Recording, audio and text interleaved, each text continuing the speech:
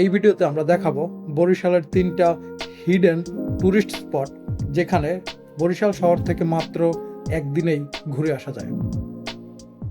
প্রতিদিন অফিসের কাজে ব্যস্ত থাকার ফলে আমাদের শরীর ও মনের উপর দিয়ে যে স্ট্রেস যায় সেটা কাটানোর জন্য ঘুরতে বের হওয়ার কোনো বিকল্প নেই। সেজন্যই আমরা স্কাই রকেট কোচ টিম বের হয়েছিলাম একদিনের একটা ট্যুরে।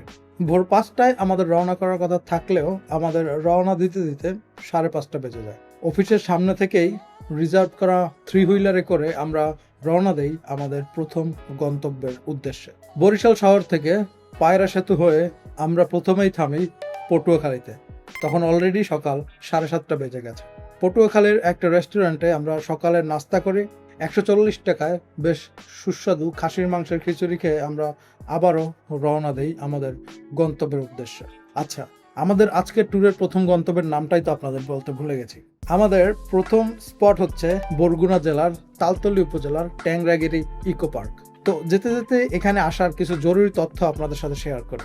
যারা বরিশাল শহর থেকে আসবেন তারা চাইলেই সরাসরি বরিশাল টু তালতলীর লোকাল বাসে করে তালতলী উপজেলা শহরে চলে আসতে পারেন। এক্ষেত্রে জনপ্রতি ভাড়া পড়বে 235 টাকা। তবে ভাড়ার বিষয়ে আসার আগে অবশ্যই একটু খোঁজখবর নিয়ে আসবেন, কারণ সবসময় ভাড়া এক নাও থাকতে পারে। তাই আপডেটেড ভাড়া জেনে আসাই বুদ্ধিমানের কাজ হবে। তালতলী আসার পর আপনারা এখান থেকে ইজি বাইক বা মোটরসাইকেলে করে খুব সহজেই ট্যাংরাগিরি ইকো পার্কে যেতে পারবেন। আর আপনারা চাইলে আমাদের মতো নিজস্ব গাড়ি ভাড়া করে বা নিজেদের বাইক নিয়েও আসতে পারেন। তবে একটা গুরুত্বপূর্ণ বিষয় আপনাদের জানিয়ে রাখি, মানিকঝুরি থেকে তালতলী পর্যন্ত রাস্তা কিছুটা খারাপ। আমাদের 1 ঘন্টার রাস্তা পার হতে প্রায় 2 ঘন্টা লেগে গিয়েছিল। বাইকারদের হয়তো তেমন কোনো সমস্যা হবে না, বা বাসে আসলেও তেমন কোনো সমস্যা হবে না। তবে যারা 3 হুইলার টাইপের গাড়ি, যেমন এই যে মাহিন্দ্রা নিয়ে আসছি আমরা, এগুলো যারা নিয়ে আসবেন তাদের এই ভাঙা রাস্তায় একটু সমস্যা হতে পারে। তাই আগে থেকেই মানসিক প্রস্তুতি আর হাতে একটু বেশি সময় নিয়ে আসবেন, যাতে কাঙ্ক্ষিত গন্তব্যে পৌঁছাতে দেরি না হয়ে যায়। গাড়িতে ঝাঁকুনি খেতে খেতে আমরা অবশেষে তালতলী শহরে চলে আসলাম। ঘড়িতে তখন ঠিক সকাল 11টা বাজে। আর এখানে এসেই আমরা সর্বপ্রথম আমাদের দুপুরের খাবারের ব্যবস্থা করে নিলাম। লাঞ্চের মেনু ঠিক করলাম হোটেল রুচিতা নামের এই হোটেল থেকে। আর্জেন্টিনা না ব্রাজিল? আর্জেন্টিনা। ব্রাজিল কি ব্রাজিল ছিল এরপরে? যেহেতু দুপুরের খাবারের এখনো অনেক সময় বাকি, তাই খাবারগুলো আমরা এখনই সাথে করে নেব না। যখন লাঞ্চের টাইম হবে তখন আমরা আমাদের লোকেশন জানালেই দোকানদার মামা সেখানে খাবার পৌঁছে দেবেন, এমনটাই ওনার সাথে কথা হয়েছে। লোকটা সত্যিই অনেক আন্তরিক ছিলেন। আপনারা যারাই আসবেন চাইলে এখান থেকে দুপুরের খাবার নিতে পারবেন। তবে একটা বিষয় মাথায় রাখবেন, আপনি যেখানে ঘুরতে যাচ্ছেন সেখানে কিন্তু দুপুরের খাবারের কোনো ব্যবস্থা নাও থাকতে পারে। তাই তালতলী শহর থেকে খাবারের ব্যবস্থা করে নেওয়াটাই বুদ্ধিমানের কাজ হবে। আচ্ছা, আপনার ফ্রিল্যান্সার বা ট্রাভেলার বন্ধুদের মধ্যে যারা এখনো বরগুনার এই রুটটা সম্পর্কে জানে না, অফবিট জায়গা ঘুরতে ভালোবাসে, ভিডিওটা এখনই তাদের সাথে শেয়ার করে দিন, যাতে পরের ট্যুর প্ল্যানটা আপনারা একসাথেই করতে পারেন। তো খাবারের ব্যবস্থা করে আমরা আমাদের কাঙ্ক্ষিত গন্তব্যের উদ্দেশ্যে যাত্রা শুরু করলাম। যাওয়ার পথেই আমাদের চোখে পড়লো তালতলী তাপ বিদ্যুৎ কেন্দ্র। এই বিদ্যুৎ কেন্দ্রটা আসলে কয়লায় চলে। এরপর আঁকাবাঁকা রাস্তা আর মেঠো পথ পেরিয়ে কিছুক্ষণের মধ্যেই আমরা চলে আসলাম ট্যাংরাগিরি ইকো পার্ক। এই পার্কে প্রবেশ করতে হলে আপনাকে অবশ্যই টিকিট কাটতে হবে। এছাড়াও আপনার যদি ভিডিও ক্যামেরার সাথে থাকে তাহলে ভিডিও ক্যামেরার জন্য 100 টাকা ফি দিতে হবে। যাবতীয় যা ফি আছে সব কিছু এই চার্টেই দেওয়া আছে। আপনারা চাইলে ভিডিওটা পজ করে ভালো করে দেখে নিতে পারেন। সকল প্রস্তুতি সম্পন্ন করে ফাইনালি আমরা যাচ্ছি সুন্দরবনের গহীনে। এরকম একটা অ্যাডভেঞ্চারের জন্য আমাদের টিমের সবাই অনেক এক্সাইটেড ছিল। বনের ভেতরে যাওয়ার জন্য আমাদের এই ছোট খালটি পার হতে হবে, তাই আমরা সকলেই নৌকায় উঠে পড়লাম। আর হ্যাঁ, এই খেয়া ভাড়া কিন্তু আপনাকে আলাদা করে পে করতে হবে। আসা যাওয়ার জনপ্রতি খেয়া ভাড়া মাত্র 20 টাকা। কামড় দেবে না, কিছু করবে না। যতক্ষণ না থ্রেট ফিল করবে ততক্ষণ কামড় দেবে না, কিন্তু একটা জিনিস তো রাতে একটা হয়। এইমাত্র খেয়া থেকে নামলাম ট্যাংরাগিরি ইকো পার্ক। লোকজনের মতে আমাদের এখন এখান থেকে আধা ঘন্টার উপরে জঙ্গলের ভিতরে হাঁটতে হবে। So let's go.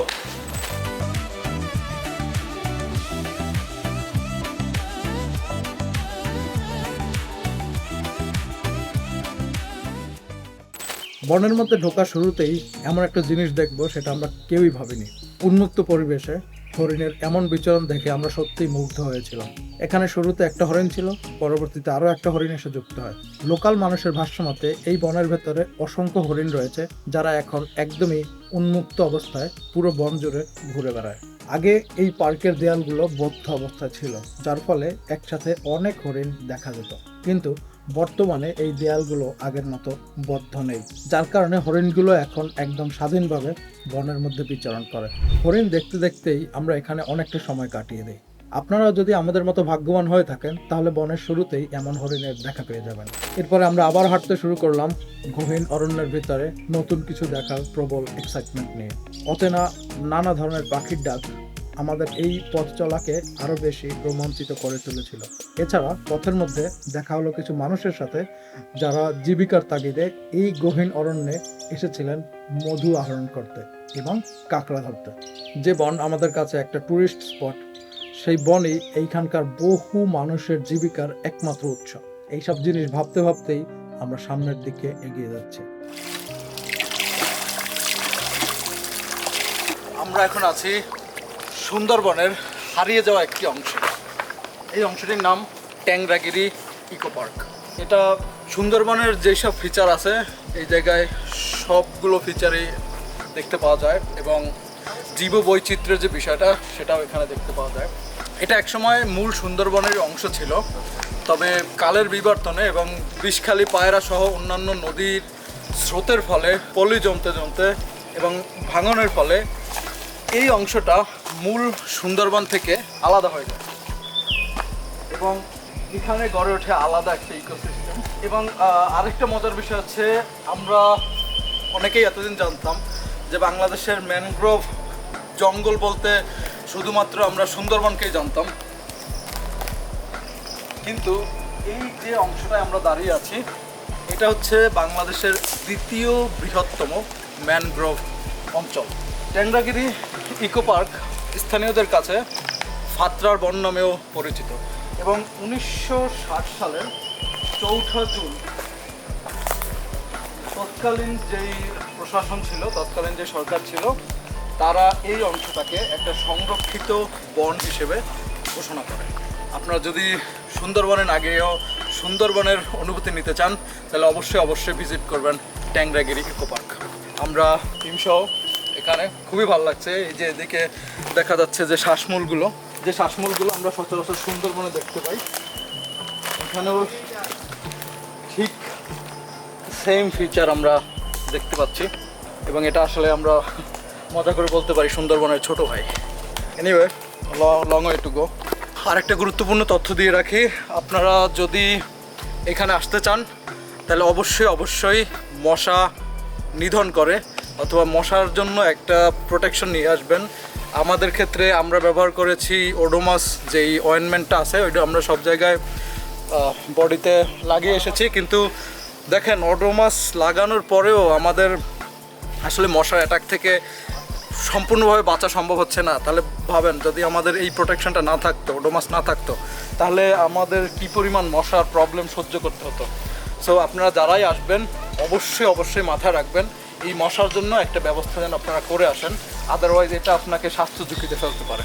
আর আমরা এখন যাচ্ছি কুমির প্রজনন কেন্দ্রে, দেখা যাক আমরা কি দেখতে পাই। আসুন। অবশেষে কাঙ্ক্ষিত সেই কুমিরের দেখাও আমরা পেয়ে গেলাম, তবে এখানে মাত্র 2টি কুমিরেই বাস করে।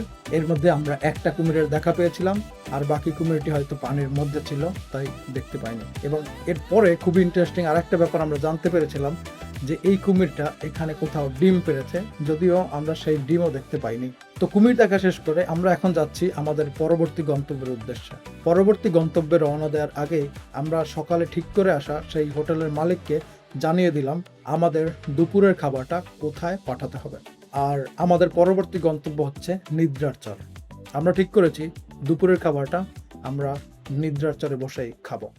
নিদ্রার চর ক্লান্ত নাবিকদের বিশ্রামের স্বর্গ, এমন একটা জায়গা যেখানে নেটওয়ার্কও শান্ত থাকে। এই চরের ইতিহাস খুব বেশি পুরাতন নয়। পায়রা এবং বিষখালী নদীর মোহনায় পলি জমে এই চরটির সৃষ্টি হয়েছে, এবং এই চরের নাম নিদ্রার চর হওয়ার পেছনেও রয়েছে এক অদ্ভুত মজার ইতিহাস। গভীর সমুদ্রে জেলেরা যখন মাছ ধরতে ধরতে ঝড়ের সাথে যুদ্ধ করতে করতে ক্লান্ত হয়ে যেত, তখন তারা এই চরে তাদের নৌকা নোঙর করে একটুখানি বিশ্রাম নিয়ে নিত এবং চরের মনোরম পরিবেশে বিশ্রাম নেওয়ার পাশাপাশি তারা অনেক সময় ঘুমিয়েও পড়তো, নিদ্রা যেত এবং সেখান থেকেই এসেছে এই নাম নিদ্রার চর। তবে বর্তমানে নিদ্রার চর একটি আকর্ষণীয় জায়গা হলেও এটি একটি আন্ডাররেটেড ট্যুরিস্ট স্পট এবং এর কারণ হচ্ছে এখানে যাতায়াত ব্যবস্থা এবং অন্যান্য যেসব ট্যুরিস্ট ফ্যাসিলিটিস থাকা দরকার ট্যুরিস্ট আকর্ষণ করার জন্য সেই ফ্যাসিলিটিস নাই। এবং যাতায়াত ব্যবস্থার সম্পর্কে যদি বলি, আপনারা আসার সময় আপনাদের দেখালামই বা আপনারা দেখলেন যে রাস্তাঘাটের কী অবস্থা। আমার মনে হয় এই জায়গাটার যাতায়াত ব্যবস্থা যদি আরও সুন্দর করা যেত। এখানে কম্বাইন্ড যে কয়েকটা ট্যুরিস্ট স্পট আছে, সুন্দরবনের অংশ, এরপরে এই নিদ্রার চর যেটাকে আমরা গুলিয়াখালী বলে থাকি, বরিশালের গুলিয়াখালী, এছাড়াও এদিকে আছে শুভ সন্ধ্যা সমুদ্র সৈকত। তো এই যে ট্যুরিস্ট স্পটগুলো, এছাড়াও আরও বেশ কিছু ট্যুরিস্ট স্পট এখানে রয়েছে।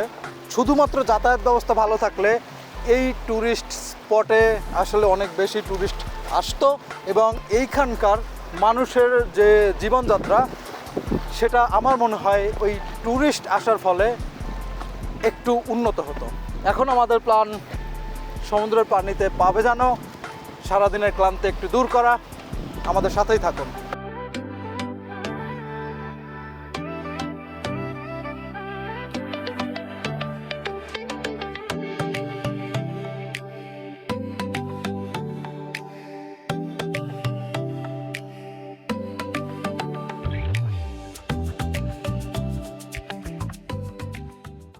এখানে কিছু সময় কাটানোর পরেই আমাদের খাবার চলে আসলো সেই তালতলি থেকে। অবশ্য নিদ্রার চরেও বেশ কয়েকটা খাবার হোটেল ছিল, আপনারা চাইলে এখান থেকেও দুপুরের খাবার খেতে পারবেন। তবে এই হোটেলগুলো সবসময় অ্যাভেলেবেল থাকে কিনা সে ব্যাপারে আমরা নিশ্চিত করে বলতে পারছি না। উত্তাল সমুদ্রের কিনারে এত সুন্দর একটা জায়গায় বসে খাবার খাওয়ার যে অনুভূতি, সেটা এখানে এসে নিজে এক্সপিরিয়েন্স না করলে একদমই বুঝতে পারবেন না। কি ভাবছেন, ল্যাপটপের স্ক্রিনের সামনে বসে শুধু ডলারে প্রজেক্ট সাবমিট করবেন, নাকি আমাদের মতো টিম নিয়ে লাইফস্টাইলটাও একটু এনজয় করবেন? যদি এমন লাইফস্টাইল আপনারও স্বপ্ন হয়ে থাকে, তাহলে ভিডিওর বাকি অংশ দেখার আগেই নিচে সাবস্ক্রাইব বাটনটা প্রেস করে দিন। খাওয়া দাওয়া শেষ করে নিদ্রার চরে একটু নিদ্রা নিয়ে সারাদিনের ক্লান্তি আর ধকল দূর করতে আমরা বেরিয়ে পড়লাম আমাদের তৃতীয় এবং সর্বশেষ গন্তব্যের উদ্দেশ্যে। আমাদের তৃতীয় গন্তব্যটি হচ্ছে শুভ সন্ধ্যা সমুদ্র সৈকত। আমাদের ট্যুর প্ল্যানে শুভ সন্ধ্যা সমুদ্র সৈকতকে সবার শেষে রাখার একটা বিশেষ কারণ আছে।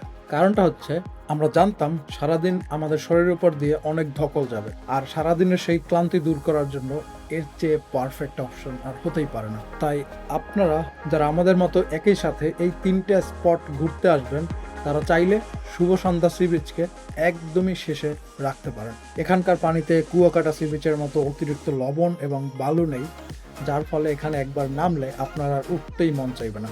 আমাদের উঠতে মন চাচ্ছিল না, কিন্তু কি আর করার, ফিরতে তো হবেই। ওইদিকে আবার প্রায় সন্ধ্যা হয়ে আসছিল, তাই আমরা সমুদ্র থেকে উঠে চলে যাই সামনে থাকা আরেকটা পুকুরে এবং সেখান থেকেই আমরা বাকি গোসল সেরে ড্রেস চেঞ্জ করে বরিশাল ফেরার প্রস্তুতি নিতে থাকি। আপনাদের মধ্যে কারা কারা ইতিমধ্যে বরগুনার এই সুন্দর জায়গাগুলোতে এসেছেন এবং আপনাদের এক্সপেরিয়েন্স কেমন ছিল সেটা অবশ্যই কমেন্ট বক্সে জানাবেন। আর আপনি যদি একজন ফ্রিল্যান্সার হন, ভিডিও এডিটিং এবং কন্টেন্ট ক্রিয়েশন শিখছেন, কিংবা ঘরে বসেই রিমোট জব করে আমাদের মতো এরকম time and location freedom enjoy করতে চান, তাহলে এখনই আমাদের এই চ্যানেলটি সাবস্ক্রাইব করে রাখুন, কারণ এই চ্যানেলে আপনারা নিয়মিত পাবেন ফ্রিল্যান্সিং ক্যারিয়ারের একদম রিয়েল লাইফ গাইডলাইন, ক্লায়েন্ট ম্যানেজমেন্টের সিক্রেটস এবং advanced tips. So don't miss out. দেখা হচ্ছে সামনের ভিডিওতে। ততদিন ভালো থাকবেন, সুস্থ থাকবেন।